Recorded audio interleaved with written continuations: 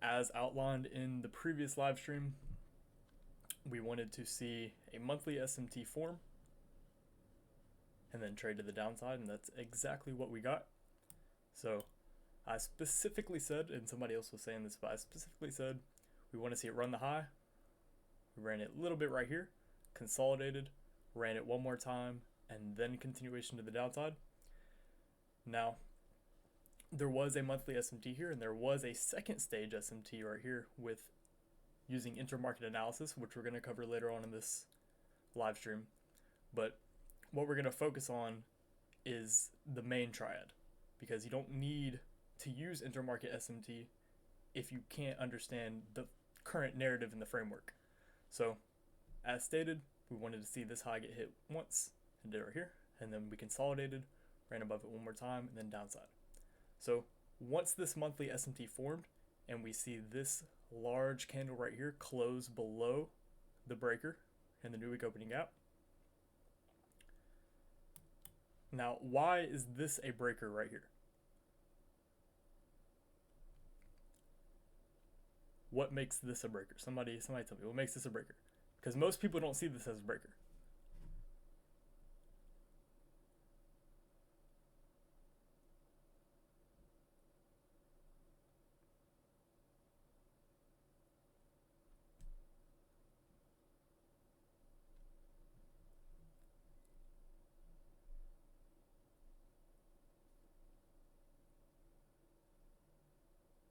Can you guys see my screen good?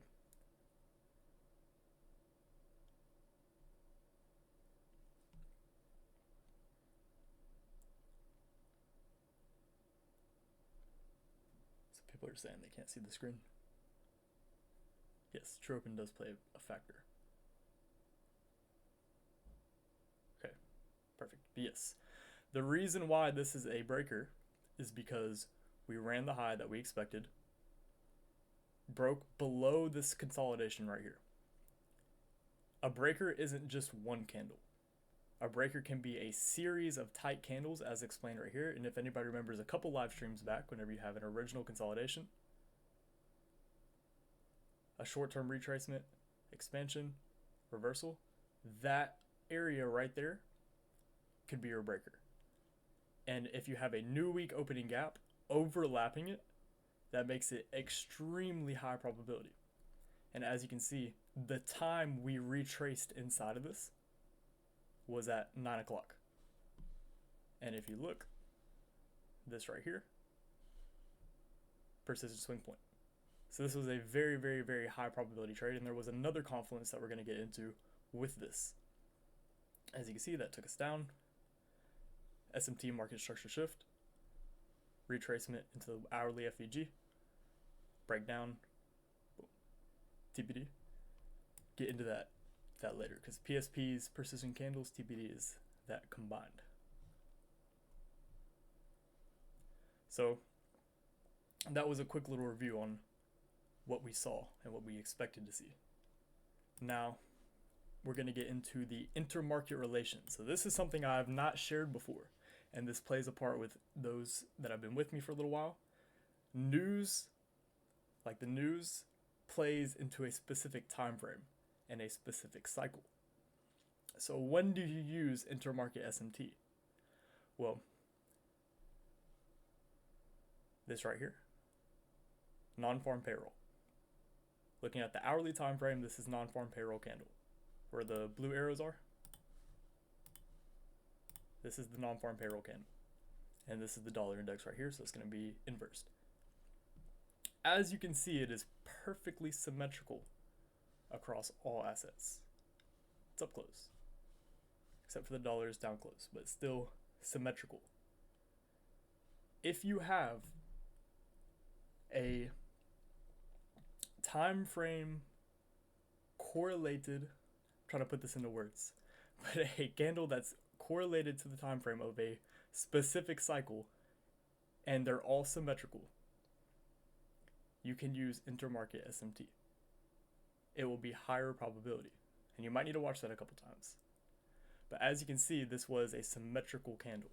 All of the other candles weren't symmetrical, but this one in particular was symmetrical. This holds a good amount of liquidity. So as you can see, we formed the PSP, not PSP, getting ahead of myself, but formed the candle, and then that on the other triad is where the SMT formed. And this plays a part with what we're going to get into. So as you can see right here, for that second stage, looking back at this, for that second stage SMT, where the 9 o'clock candle happened, where we retraced, we formed another SMT. Now, how could you have seen this from the intermarket relation? We formed a monthly SMT that was intermarket. The hint was this candle right here, the non-farm payroll candle. We formed an SMT with that quarter on that cycle. And then note, exactly where this candle is, this is what formed the SMT. This is the 1030 candle. This precision candle right here is in premium. This one right here is in discount. If we go down one more time frame, what was the model that I taught you guys with PSPs and precision candles? If you have a higher time frame PSP, you have a lower time frame order block. And if you missed the move up here, which is likely because it was a Monday, it was low probability. If you missed that move, you could have used this right here, a continuation PSP. So this is the entire PSP. Within that PSP, we have an order block. Tag it once, tag it twice, and then lower. And another thing you can do with continuation PSPs, and we'll get deeper into this, as targets go, because you're playing into the run that's already started, for targets you can do one standard deviation of that continuation PSP.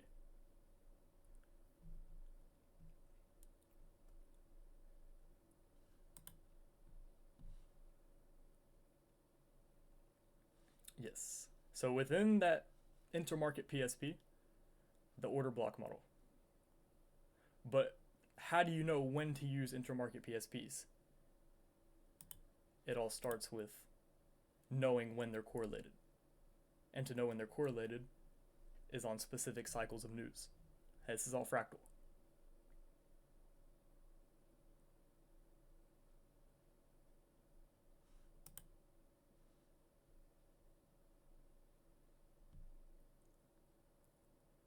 Premium and discount relative to what?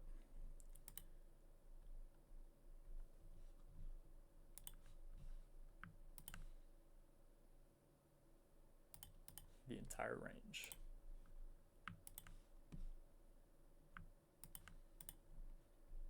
This is discount, premium. So this becomes higher probability if news was released in that cycle, yes. So if news comes out and that candle is symmetrical on all assets, only if it's only on the news candle. If that comes out symmetrical, then that gives you a hint to look for intermarket relations. And hopefully I explained that right, because it was very difficult to put into a way that's easy to explain. And then once you see the second stage SMT form, which was right here,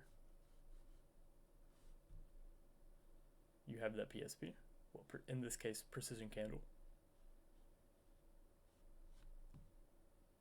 Drop down to a lower time frame, order block model, one opportunity, second opportunity. You can get 3 R's from this.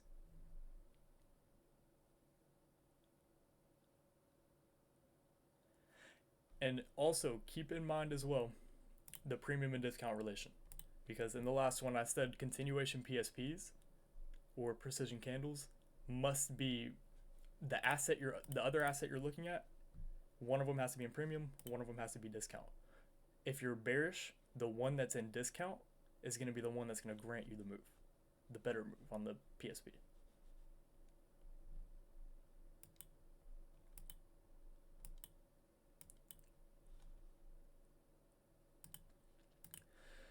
So now we're going to get into why CPI expanded to the upside, because yes, we were bearish right here, But the reason it reversed on us is because there was a normal SMT and an intermarket SMT inside of a daily fair value gap. So weekly SMT inside of a gap, daily fair value gap in specific, prone to reversal. Now, as far as where do I think the market is going to draw to next on the S&P, these highs look too clean in my opinion. And as far as the NASDAQ goes, that 21,976 and a quarter level, that is about as far as I could see the weekly range expanding to. But I am bullish, so I do want to see continuation.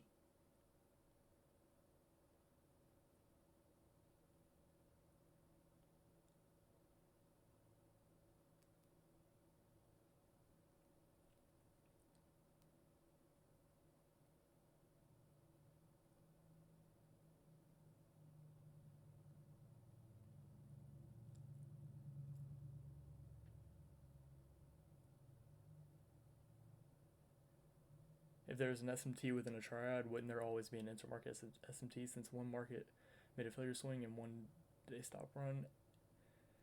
At least one of the markets would be an opposing intermarket triad? Yes, in theory, yes. But in order to filter that out, we already know we have a normal SMT that's calling for bearishness, and then we have that little trick that I showed you guys that agrees with our higher time frame narrative. And like I said, I say this in almost every single live stream. Higher time frame narrative is the most important. So once you have that higher time frame narrative established, then you can go into these niche entries. Call it niche. But you can go into these other ways of getting into a move.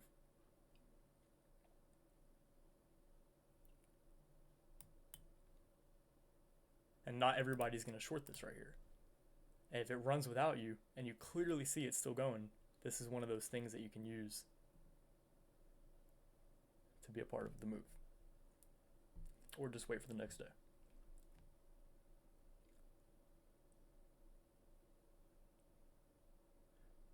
Do you consider NKD? No, I don't really look at it. Other people say that it works really good. I personally do not. Want to anticipate lower time frame SMT? We right after a higher time frame SMT or at the same time? You want it to occur at the same quarter or one after on the lower time frame quarter. So, say for example, and I reviewed this in the last one, but I'll do it. Review it again.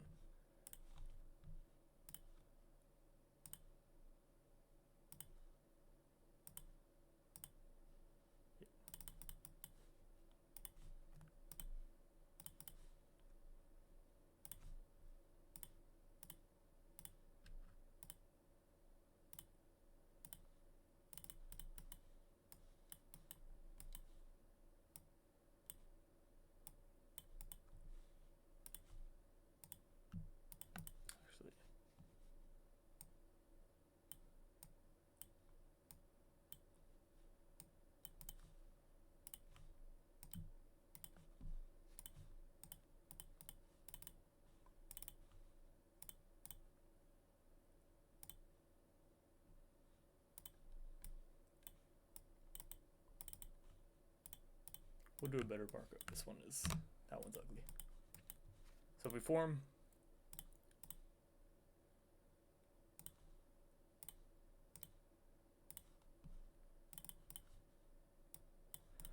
form a normal SMT, you either want that second stage to be the next quarter. So this would be the stop run right here, the higher time frame SMT. And I'll throw that. Whoops.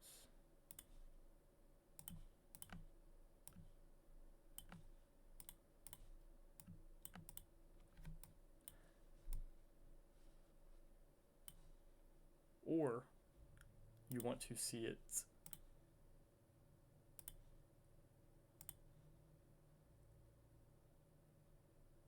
form at the same time.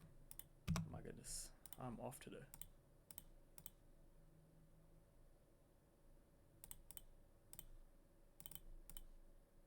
And this is another way to look at it. This is like the third way, because I already covered this once.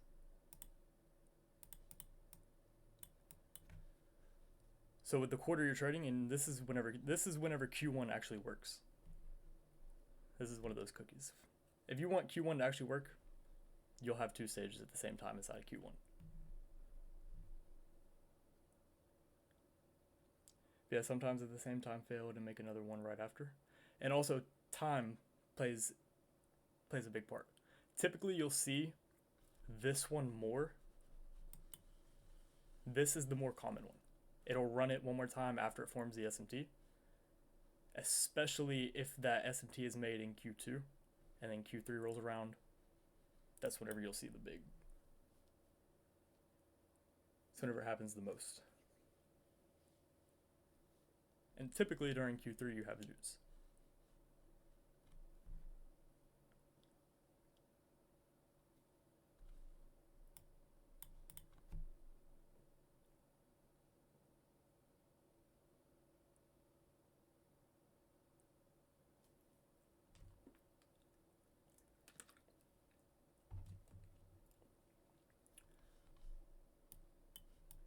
Since I already covered this, I'm pretty sure it was the last one.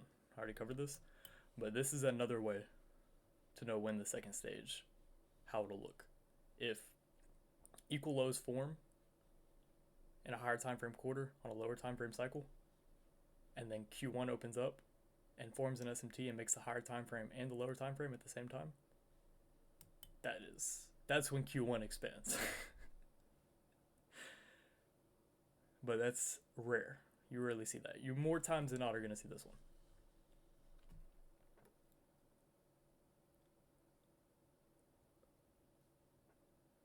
Yeah, sometimes if there's SMT between Q2 and Q3 and Q4, always becomes a reversal. What's the logic behind that? Not always. It depends on what's behind it. If there's SMT between Q2 and Q3, and you see what looks to be an SMT in Q4, more times than not, it's going to be SMT market structure shift.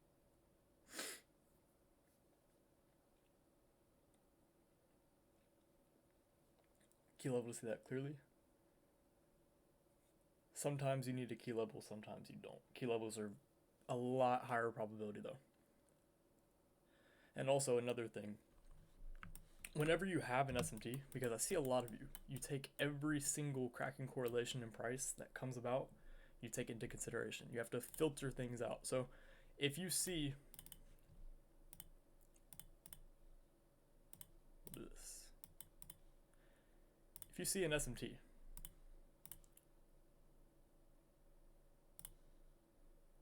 form between, this is just an example, two quarters, Q1 and Q2, and then you see the reversal happen, and we're crossing into another quarter.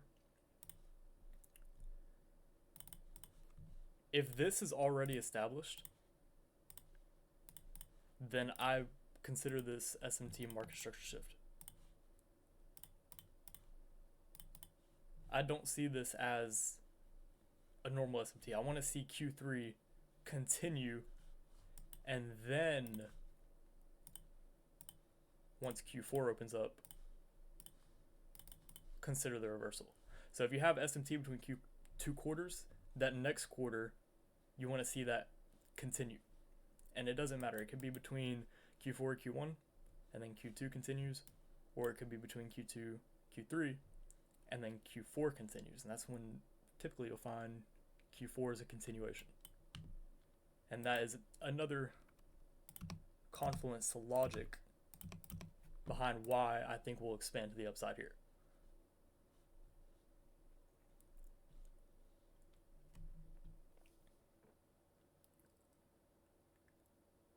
When can we anticipate when a PSP during the second stage won't form / isn't needed? If you have a key level.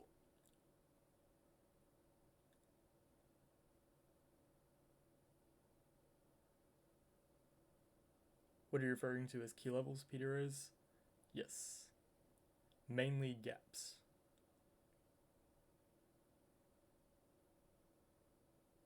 Q2 and Q3 on which cycle? Any cycle. It's all fractal.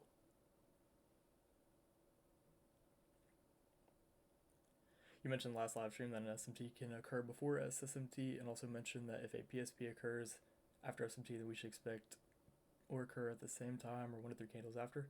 How do we use PSP that happens before SMT? You would treat it, I think it was, where was it? Yeah, it was right here.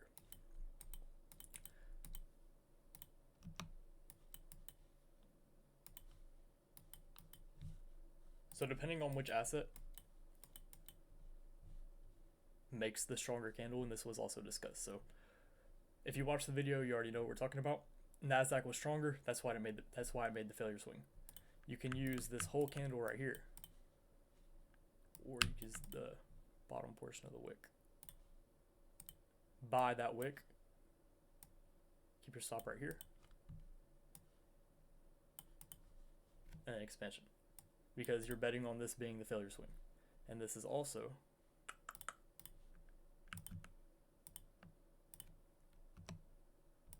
a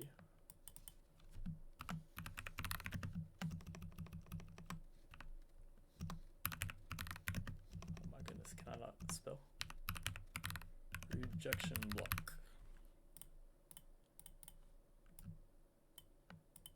But we see it as a gap because of the wick, because it's a PSP.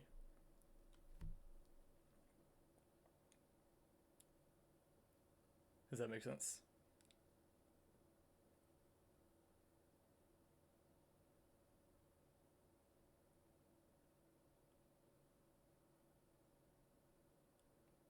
Give us real gems about determining the bias by monthly cycle SMT for 2 weeks, and when you change your direction, is that about AMDX x AMD?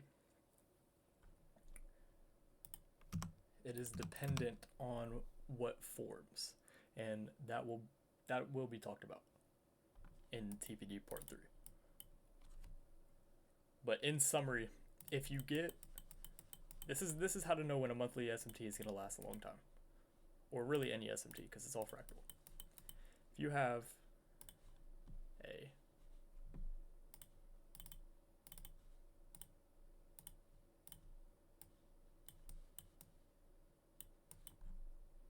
we'll do it like that.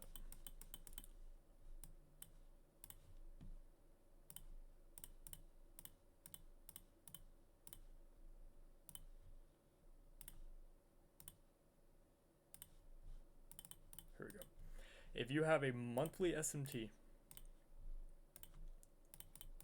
and then the candle that forms the monthly SMT, if that's a daily TPD, and then after you have a weekly SMT, that's the run that's gonna last 2 to 3 weeks. That's your entire monthly range right there. And this is fractal. If you have, let's say, weekly SMT, 4-hour TPD, and then daily SMT, you're going to get a very explosive day. And that's one of the many sequences.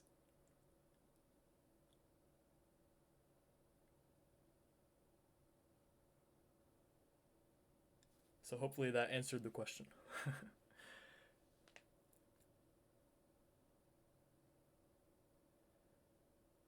Do we see lower time frame SMT to continue higher? Are you talking about with this right here?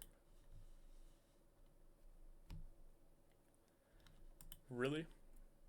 What we'll probably see is more of an SMT fill. So you guys already know what to look for. Hourly gap. What are we going to look for in this hourly gap? You already know. What time is it going to be at? You guys already know. And then continuation higher. So as far as a lower time frame SMT, we would want to see it kind of in this area if we were to continue higher, leaving this unfilled. And that is best case scenario. So we drop down into this gap, leave it unfilled on NASDAQ, form an SMT around here on the lower time frame, whether it be the 90-minute or the daily cycle, and then continue higher.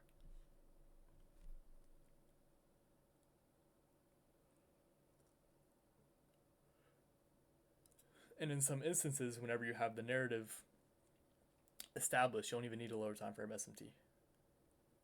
You guys already know. There's an hourly gap, 15-minute PSP. Sweet, 15-minute PSP. Okay, now we'll look for a 5-minute entry model.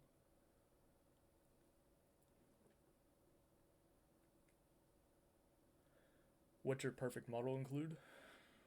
Man, I've so many of them, but the easiest one is just probably the one that I shared earlier on. That is the easiest to follow. You just wait for the daily range to get made, wait for a retracement, and then enter.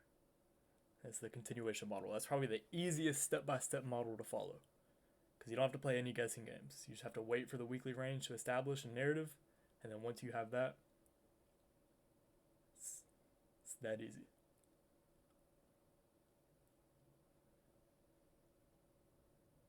Could you go into when to use revolving true opens? A revolving true open can be any quarter. Any quarter's opening price. Commodities, I do not trade commodities.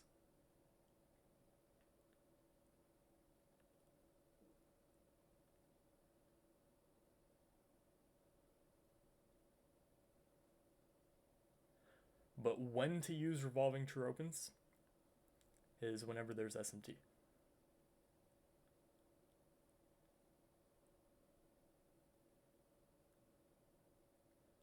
Do you use New Year opening gap, and do you have some type of gap hierarchy? Yes. The higher, well, as far as fair value gaps go, the higher the time frame, the more importance it is. As far as gaps in that sense, new day opening gaps are the weakest, and then it goes to new week opening gaps, new month opening gaps, new contract opening gaps, and then a new year opening gap. And all of those have a specific cycle they're correlated to. And nobody's talked about new contract opening gaps.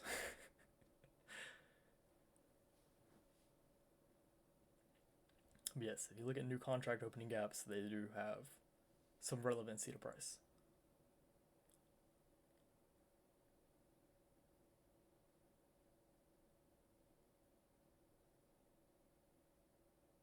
Is there an indicator for the new contract opening gaps? No.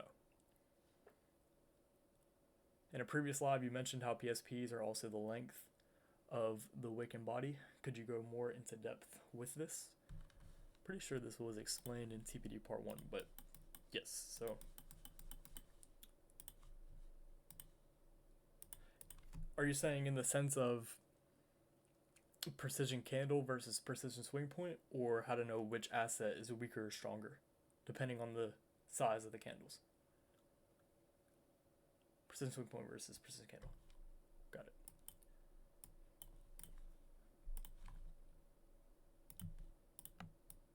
And yes, for the person asking, TPD part 3 is only going to be for the 2025 group.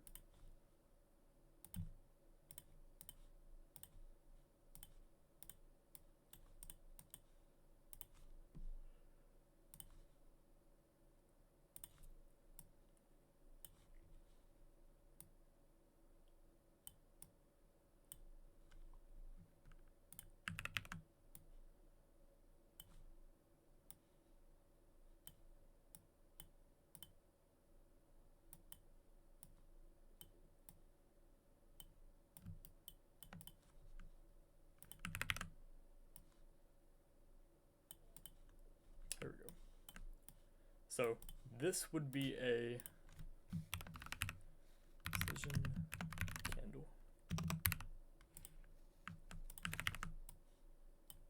And this would be a precision swing point.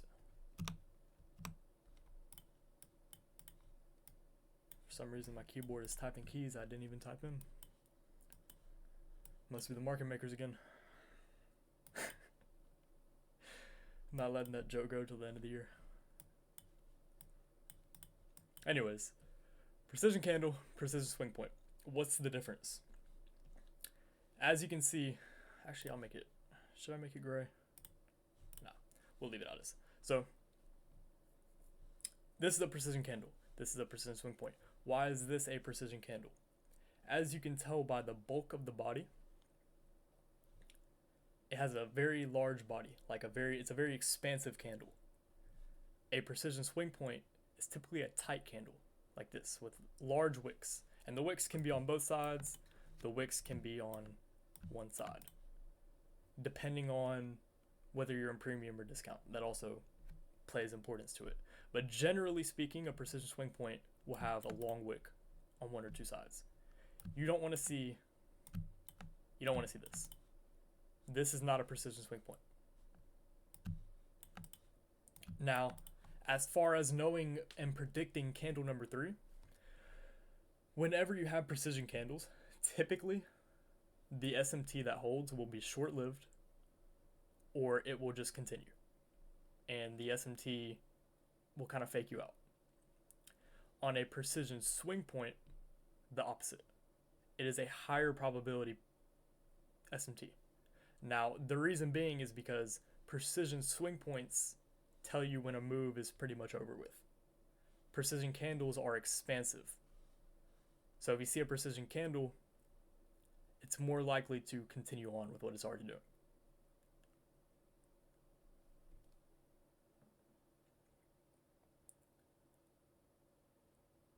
And once you see it of like the bulk of the bodies of how they tell the story, you're like, oh, okay. Does that make sense?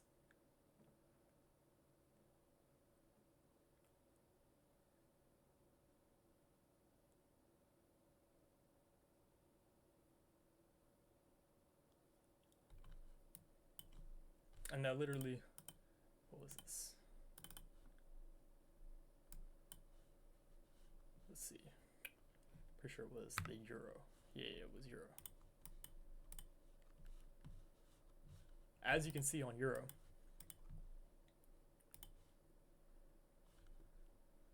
euro was a fat body candle. In a high probability precision swing point, all of them will look like this. As you can see on the NASDAQ, all of them will look like this.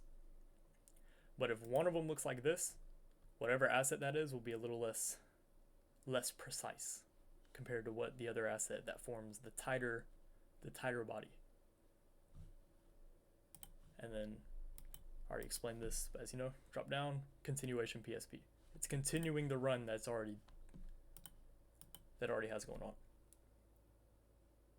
So precision candles are more likely for continuation to be used as continuation PSPs, and then precision swing points are more for reversals.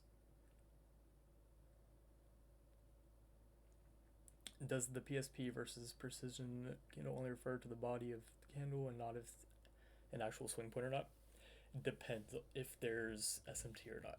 So yes, while it does play importance to the bulk of the bodies, sometimes with this on one asset, this will be a swing point. So we'll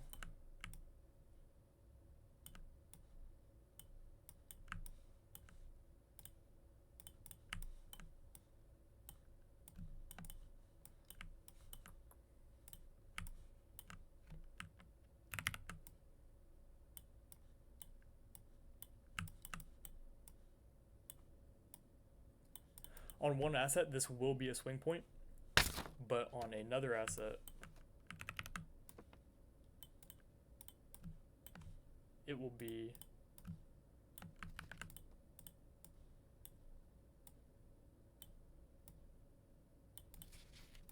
the failure swing. And this is the logic behind TPD. Because if you go back and look at every single precision swing point that looks just like this, you'll notice more times than not there's an SMT there. So on one asset will technically be a swing point, like a swing high or swing low, but on the other asset, it'll just be a normal swing point that plays into a lower time frame SMT.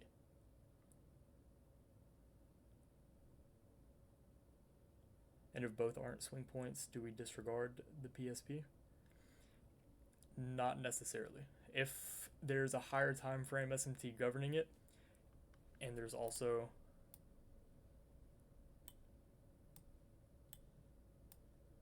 an SMT right here, or a hidden SMT.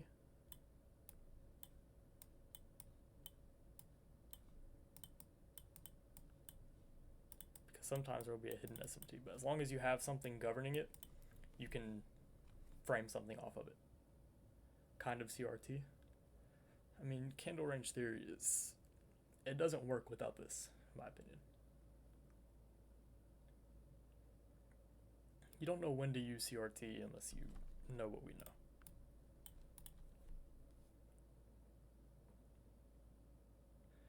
For NQ, do we consider PSP form with only the DAO valid when it's doing its own thing?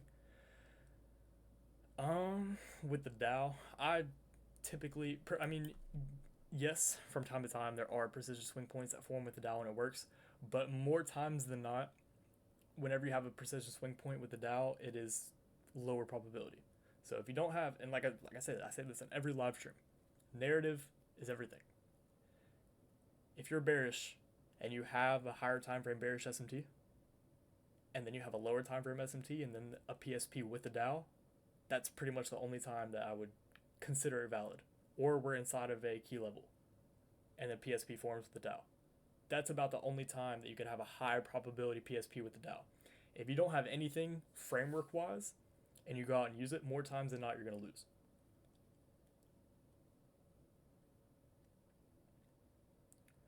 What can we look forward to in your private group? I'm going to have probably 2 live streams a week, 2 price reviews a week, and content on the side. So this is, and I say this is more of a prerequisite to the 2025 group. So Q&As, live streams, all that. This is like the prelude. So it's going to be this times 3. And for the people that have been here for the past month, we are rarely wrong. We have yet to get it wrong. But I'm hoping by the end of this year, one time I can get it wrong. Because you guys need to see me get it wrong. I don't want you to have the expectations that we're going to be perfect, because nobody's perfect. Do you use breakers at all in your analysis? Only if SMT is involved.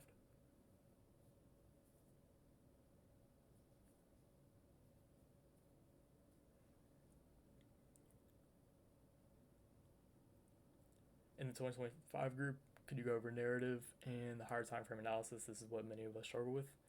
Yes. And that's exactly why each week I come out here and I give my opinion on what I think the market is going to do for the weekly range. Because I see a lot of people struggle with that. They'll see a micro SMT and then be like, oh my goodness, it's time. And then they get wrecked and they're like, oh, why did it not work? Because narrative. You got to know what's going on in the higher time frame in order to trade the lower time frame cycles.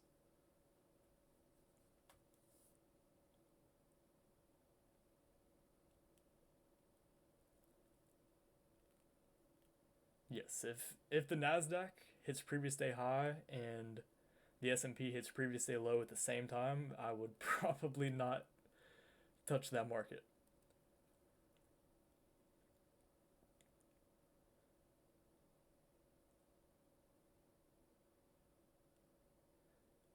Is the monthly bearish SMT on NASDAQ invalidated due to the CPI move?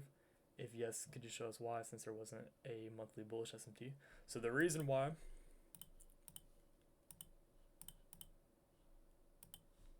I have it right here. So the reason why price did what it did on CPI is because there was a normal SMT and an intermarket SMT inside of a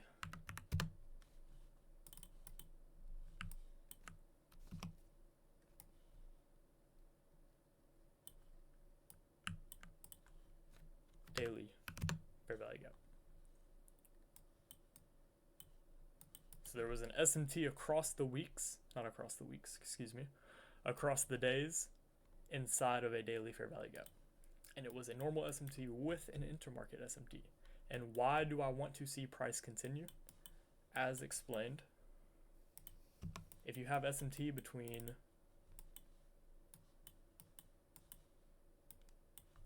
two quarters, you want to see that next quarter continue the movement. I see this as SMT market structure shift.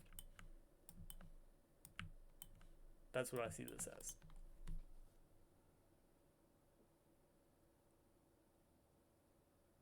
So the intermarket weekly plus daily FVG eliminated the monthly bearish SMT.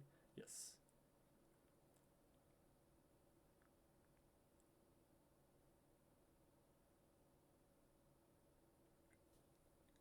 But yes, it could be classified as this right here. But we have yet to trade above this high on the S&P. That's why I highlighted this one.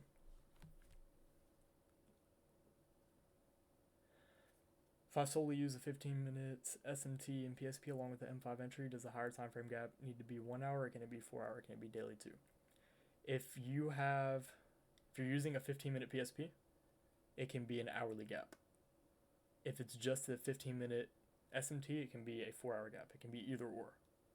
It's interchangeable.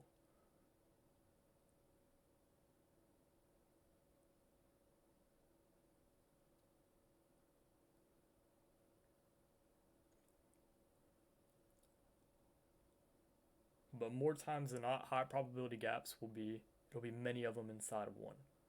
So it'll be a 4 hour gap and a 1 hour gap inside of it.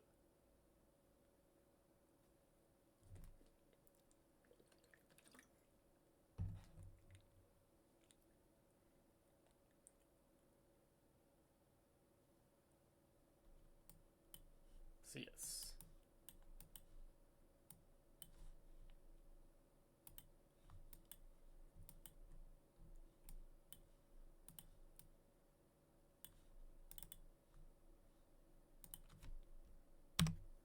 I think we're going to wrap it up here shortly.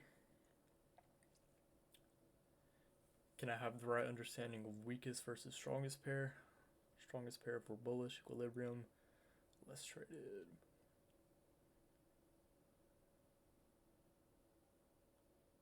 Yes. You're on the right path.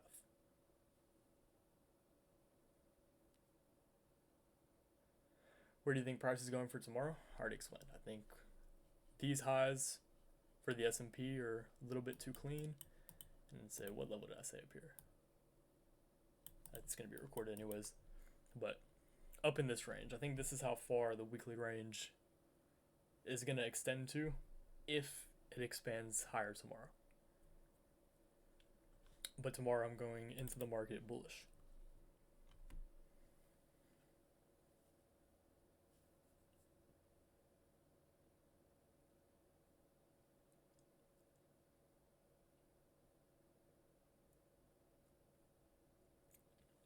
Do you always short in premium and buy in discount? If not, then what conditions? If we've established higher time frame narrative, then premium and discount only apply to the range you're trading. So if you're trading the 4 hour range, which would be the daily cycle, then you would only need premium discount in regards to that for entry. But example right here, we've already dipped into discount and now we're trading in premium, but we want to see continuation. So if we retrace for a lower time frame SMT here, we would only need to see premium discount in regards to this swing high, if this swing high stays intact, and a swing low that forms. And then you would enter in discount right here, and then boom.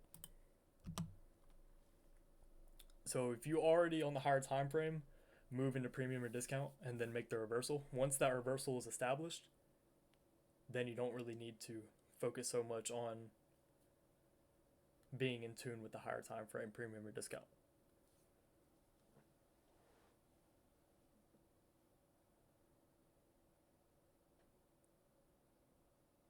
Because the Dow was so out of sync, we made bullish monthly SMT. Do you just ignore it or what? I mean, it's the Dow is kind of just doing its own thing right now. So I'm not considering it too much. But it does play in tune with what we want to see. But it also goes against what we want to see. So it's whenever the Dow is doing that, it's whenever you just kind of let it settle. What do you think about open interest that you see on a bar chart? Open interest as in like how many people are in the market? Or like the buyers versus the sellers?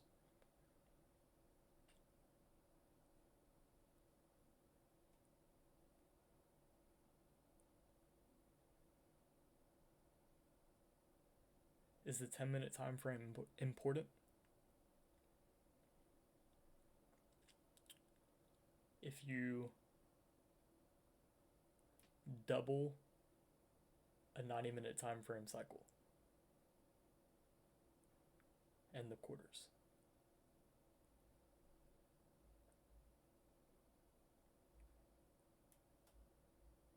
If you double the 90-minute quarters, then it can be of importance. Open interest, like how many actives now in the market.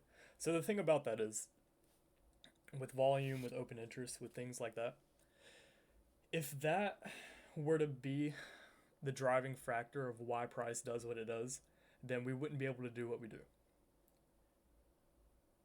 I wouldn't be able to call the market before it happens, days before it happens, or call what it's like, what range it's going to be trading in, or anything of that, if volume and how many buyers and sellers were moving the market. It wouldn't be possible, because then it would be completely random.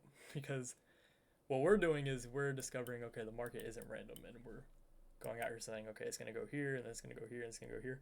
If volume and buyers and sellers, if that was what controlling the market, then we wouldn't be able to do this. There's something behind price that makes it do what it does.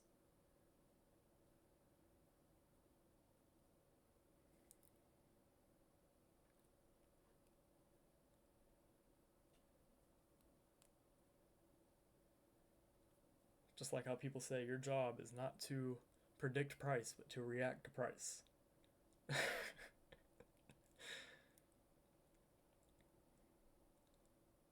Makes no sense.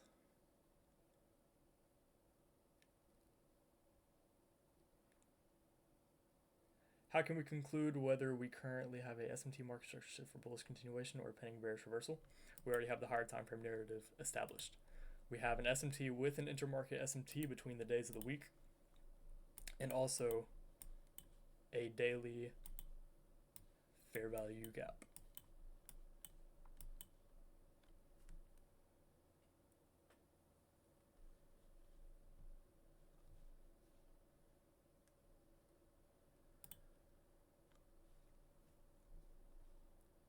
What are the key things we should consider? Number one, if there's a key level with the SMT, and number two, how many stages of SMT.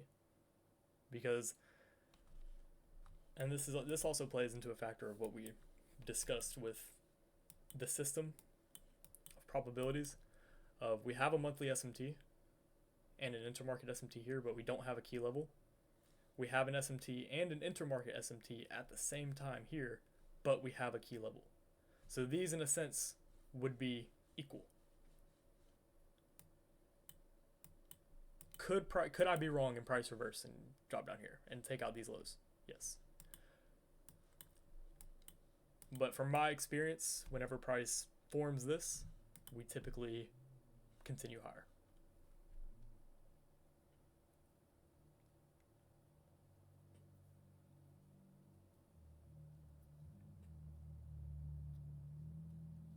The expected SMT on NASDAQ occurred tonight, say during Asia London Q1, Q2. Would you consider entering a long trade? No. I'm the type to wait for news. We have news in tomorrow's morning session. That is the time that you'll find something to do.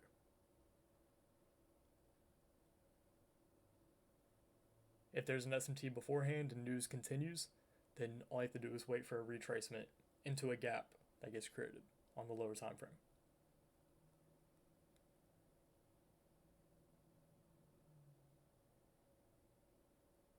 I think people enter the trades too soon when they see an SMT. Why not wait till you see a change of character? A change of character and a break of structure they're a little bit different. You could enter down here if you wanted to, or you could play on the continuation, depending on your personality.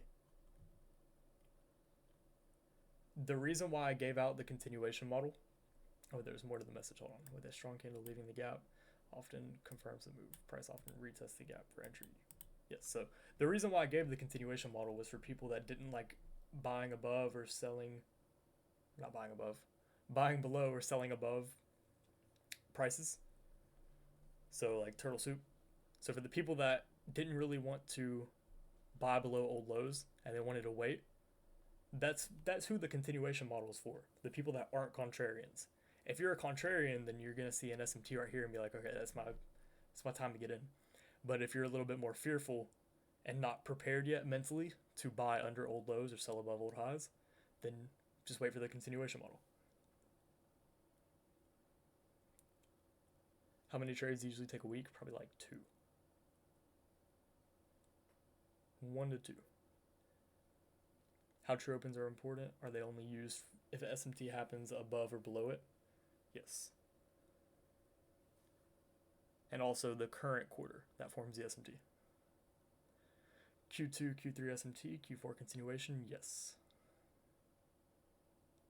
With the SMTs equaling, like how you showed with the numbering, does intermarket SMT and SMT stack on each other? Yes. Yes, you're on the right path.